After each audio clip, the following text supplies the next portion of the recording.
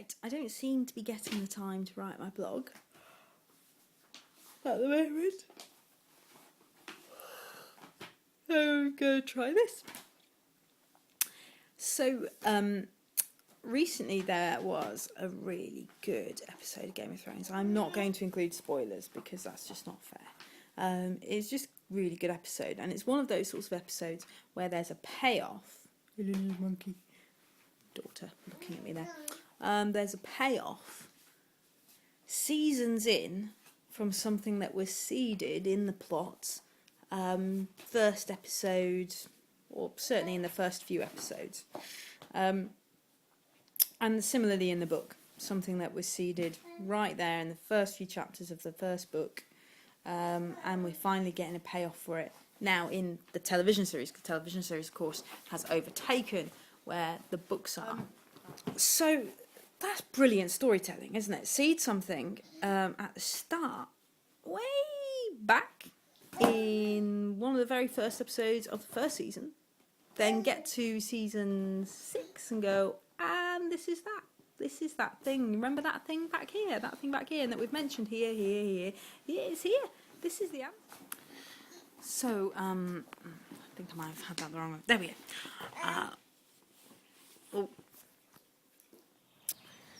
So, how, I hear you ask, can Babylon 5, that ancient show, be in any way responsible for something cool that's happening in Game of Thrones now? I'm glad you asked. In essence, Babylon 5 is our first show with narrative arc. Certainly narrative arc that goes from sort of season 1, episode 1, right through to the end.